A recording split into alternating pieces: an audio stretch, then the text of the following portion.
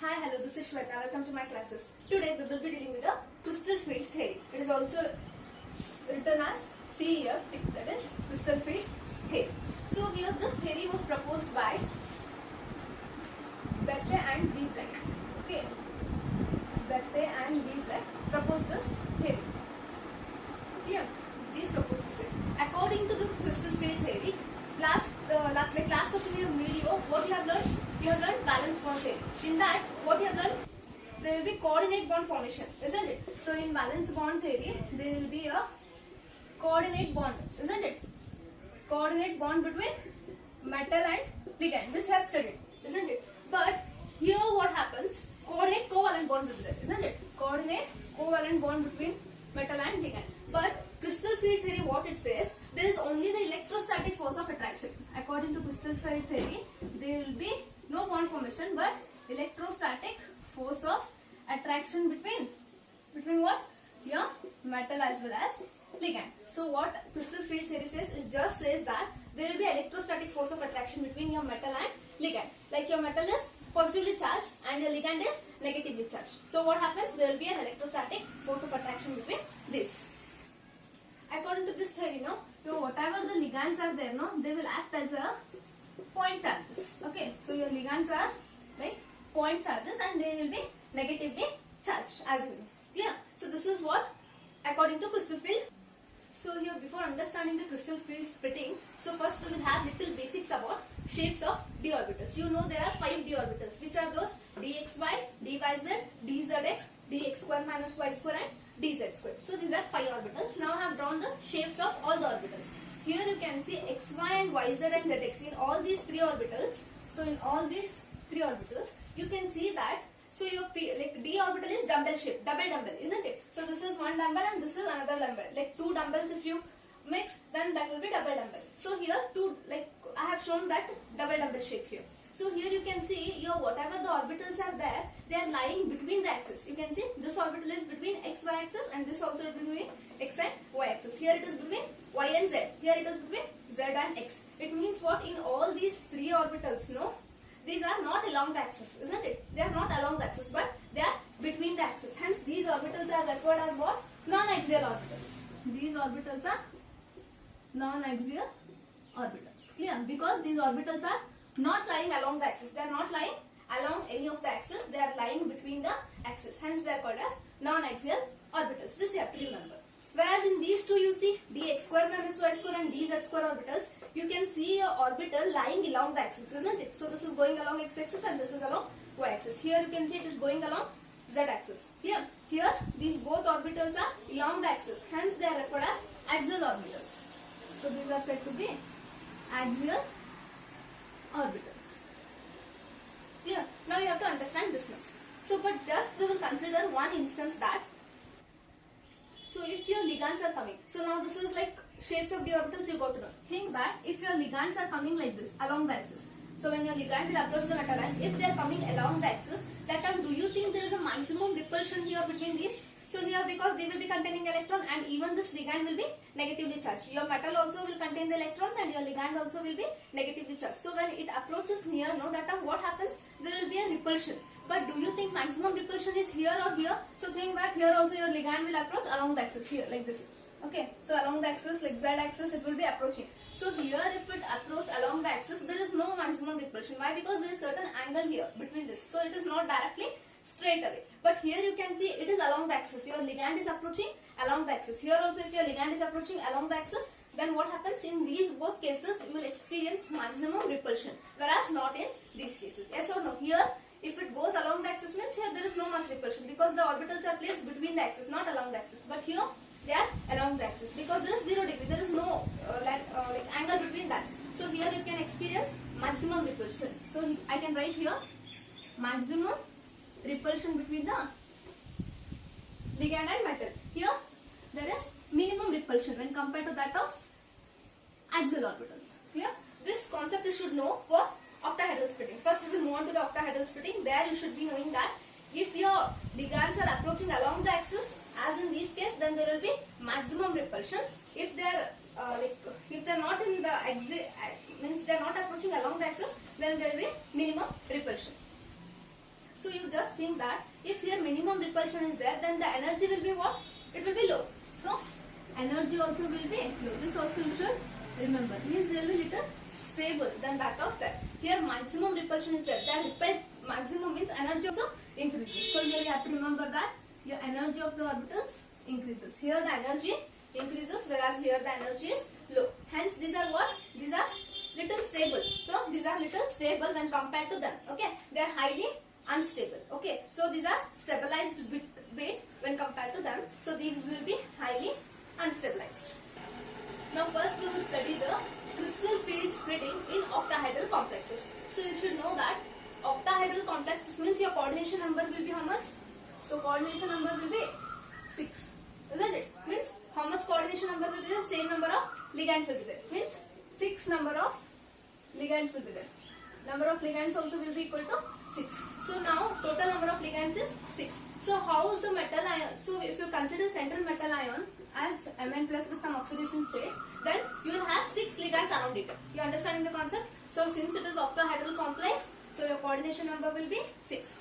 How much coordination number will be there? The same number of ligands will be there. So number of ligands also will be 6. Now if I consider Mn plus as a metal ligand, then how your electrons, how your ligands will approach? Like along the axis from all the 6 axes. So here 2 axes, here and here, like this. Clear? So you can take this as x-axis, like this as z-axis and y-axis. Similarly here x, y, z. Like this your ligands will approach. So this will be, you can take it as minus x, and this you can take it as minus y, and this as minus z. So here 6 ligands are there now. I'll place L as a ligand here. So here 6 ligands will approach along the axis. You have to remember this. In octahedral complexes, whatever 6 number of ligands are there, they will approach from along the axis. They will approach along the axis. All the 6 ligands will approach along the axis. Now we will talk about crystal field splitting. How your crystal will split in octahedral complexes. So now here I have 5 d orbitals. Which are those? Like dxy, dyz, dzx, dx square minus y square and dz square. So here all the 5 orbitals are there, but they will have same energy. Hence they are called as degenerate. So here what happens? It is like a hypothetical state. You have to think that. So here like a spherical ligand. Okay, spherical shape is there. So all of your ligands are having equal energies. Okay, all of your ligands are having equal energies. So like this, here all are having equal energy. You can think it as a spherical crystal here in the absence of ligands. Okay, so here all the orbitals are having same energy here. Hence I have written it as a degenerate here. Clear? But now splitting occurs in the presence of ligand. So you have already studied that.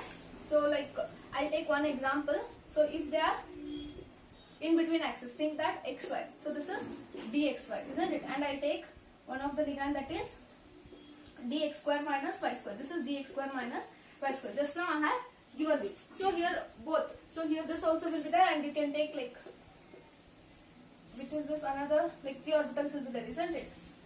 Here this is dyz and dzx. So these 3 are in between the axis, and this, and another one is dz square. Clear?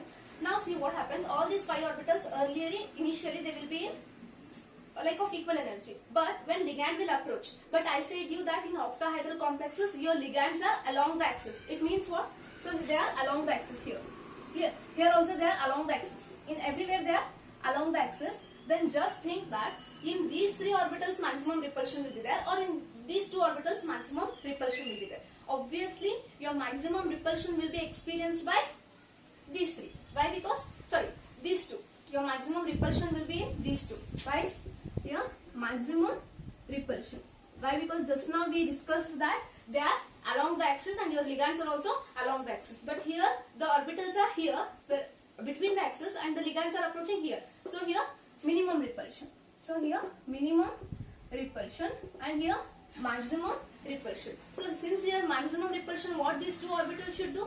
If they are maximally getting repelled, then more energy they will be having, isn't it? Energy will be more energy. Clear? Energy will be more in this case when compared to that of this. Hence these both orbitals will take place what?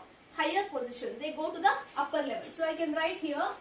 So this will split into 2, isn't it? Here 2 orbitals and here 3 orbitals. these two will be placed here up and these three will be placed here down.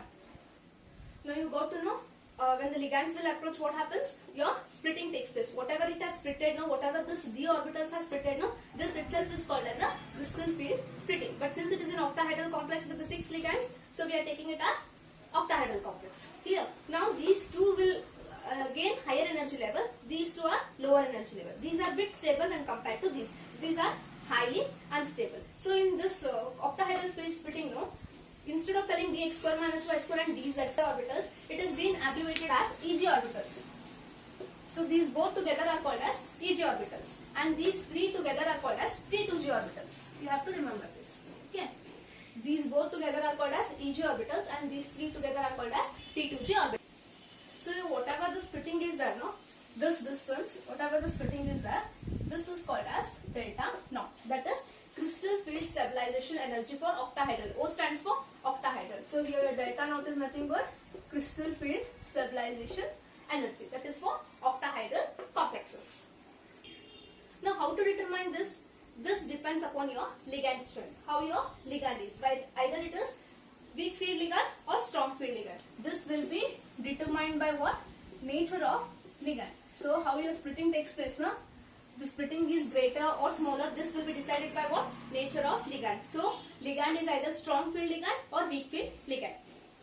So here I have drawn two octahedral field splitting. This is in the presence of weak field ligand. So here if weak field ligand is there, then your splitting will be very less. You can see less energy gap. Means the distance between d orbitals, whatever Eg and 2Tg are there, they are very less. Means less energy gap, and delta naught will be very less. This is in the presence of weak field ligand. But in the strong field ligand, what happens? If there is any strong field ligand, then what happens? Your whatever the energy gap is there, no, it will be very large. So large splitting takes place. Your delta naught will be very large, and the distance between your d orbitals also will be very large in other terms. So this is the splitting in weak field ligand and strong field ligand. Now the question is how to find your weak field ligands and strong field ligands. So you have one spectrochemical series. Okay. So I have made a video actually, short trick on spectrochemical series earlier. Okay. From this spectrochemical series, you can understand which are the weak field ligands and which are the strong field ligands. We have to memorize this spectrochemical series. By this we can identify which are your weak field ligands and strong field ligands.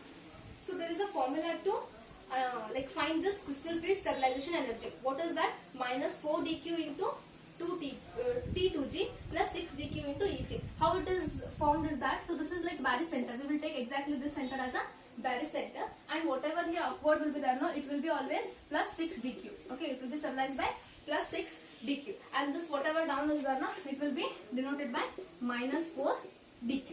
So this will be the addition of these both. So minus 4 dq into number of electrons present in this. You have to multiply the number of electrons. Okay, here. Plus 6 dq means it will be upward, no? So they have taken it as plus 6 dq into the number of electrons present in Eg. Yeah, like this formula is denoted. Crystal field stabilization energy. So now I will tell you how to fill the electrons in this. So just example I am giving you. If we take D5 system, number of electrons will be 5 electrons, isn't it? Now I am supposed to fill 5 electrons in this. So in the presence of weak field ligand, how these electrons will be filled I will show, and in the presence of strong field ligand, how the electrons should be filled I will show. In next of my videos now I will show with the example, clear? But just here for example I am taking, just if 5 electrons are there, D5 system is there, then how to put the electrons. First we will come here. Weak field ligand. So first definitely I will fill the lower energy levels, since these are degenerate. These three will be degenerate, means they will be having same energy.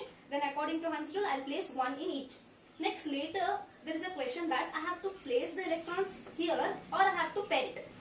So the question arises, isn't it? But in weak field ligand what happens? No pairing takes place. In weak field ligand what happens? Pairing doesn't take place. Since the energy gap is very low, since here it is very low, so they will directly jump to the higher energy level. So here you should remember that your whatever delta naught is there, no, it will be very less. So easily your electrons are shifted to higher energy level. How you remember this? Like in a bus you think, like it is a very small bus, okay? So you have the empty seats back. Then instead of sitting with another person, what you do? You go and occupy the next seat. Like that you can remember weak field. So remember that in weak field ligand what happens? No pairing takes place. Instead your electrons are shifted to higher energy levels. But in strong field ligand what happens? Again if 5 electrons are there you think. So how I will fill? As usual first 3 electrons I will fill in the lower energy, because these all 3 energies are having same energies. Orbitals are having same energies. Then next again the question is I have to jump here or I have to write here. So see, I have to jump so much. Means if I want to like next to put the electron, then I have to travel a very large distance. How it is like it is a large train, okay, like long train it is. So what you will do, instead of sitting beside another person, or you will go to the end there. So obviously you will try to occupy the seats with the another person. You will share your seat with the another person instead of traveling in a long train. Like that you can remember. So in strong field ligand, what happens? Your pairing takes place. So your next two orbitals, like electrons, will be filled in these lower energy orbitals only. So like this you have to remember. Clear? So this is weak field ligands and strong field ligand. I hope you understood the video. If you are new to the channel, then please subscribe the channel and tap the bell icon for notification. Thank you.